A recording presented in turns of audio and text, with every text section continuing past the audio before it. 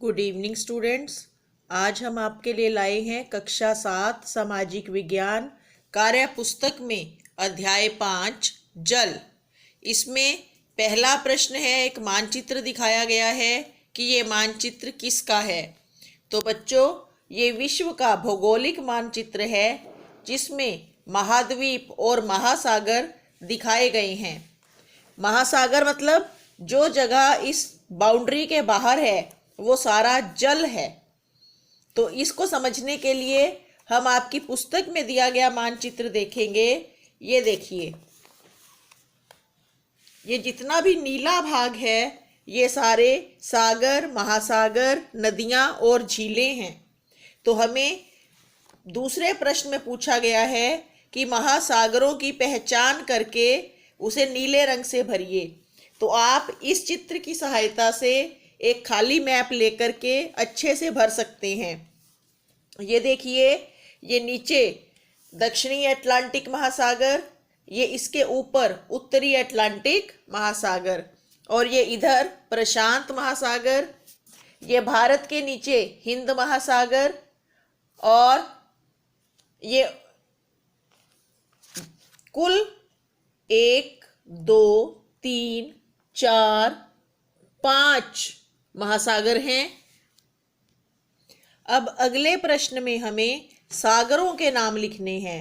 तो देखिए, ये कैरिबियन सागर, ये भूमध्य सागर, ये काला सागर, ये कैस्पियन सागर, ये अरब सागर, ये पूर्वी चीन सागर, और ये दक्षिणी चीन सागर, इधर कोरल सागर, और ये लाल सागर और भूमध्य सागर। तो इनके नाम हम इस प्रकार लिख सकते हैं। नंबर 1 कैरिबियन सागर, नंबर 2 भूमध्य सागर, नंबर 3 कैस्पियन सागर, नंबर 4 लाल सागर, आर्कटिक सागर, नंबर 6 अरब सागर, नंबर 7 पूर्वी चीन सागर, नंबर 8 कोरल सागर, नंबर 9 काला सागर, और नंबर 10 दक्षिणी चीन सागर। प्रश्न नंबर 4 में भारत के दक्षिणी तट पर कौन सा महासागर है? हिंद महासागर।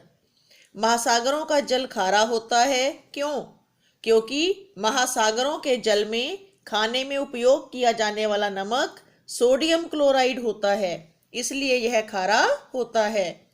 आपको महात्मा गांधी की दांडी यात्रा याद आ गई ना, जिसमें उन्होंने नमक कर का विरोध करने के लिए साबरमती से अरब सागर तक की यात्रा की थी और वहां जाकर नमक बनाया था। तुम्हारे आसपास जल के प्रमुख स्रोत क्या हैं? सूची बनाओ। हम यमुनानगर में रहते हैं, तो यहाँ जल के प्रमुख स्रोत यमुना नहर और भूमिगत जल हैं। क्रियाकलाप 2 में जल चक्र दिखाया गया है चित्र में।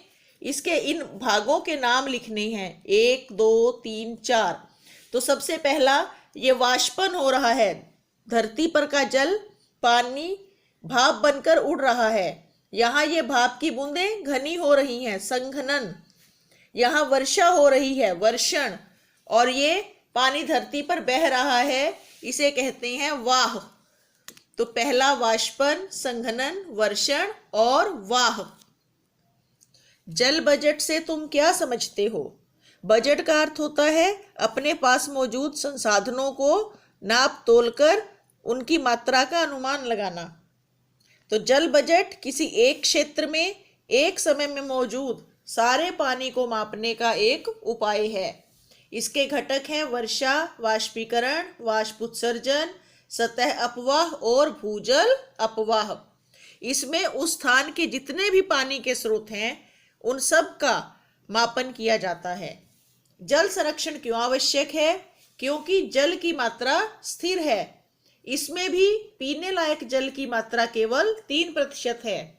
जल को कृत्रिम रूप से नहीं बनाया जा सकता और हमारी प्यास केवल जल से बुझती है। तो अपने साथियों को कैसे समझाएंगे कि पानी बचाना चाहिए?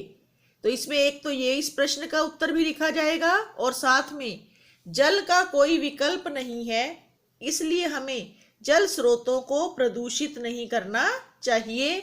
जितना आवश्यक हो उतना ही जल प्रयोग करना चाहिए। इससे आगे के प्रश्न वीडियो का दूसरा भाग अवश्य देखिएगा। देखते रहिए स्टडी विद प्रेक्षा 5483। धन्यवाद।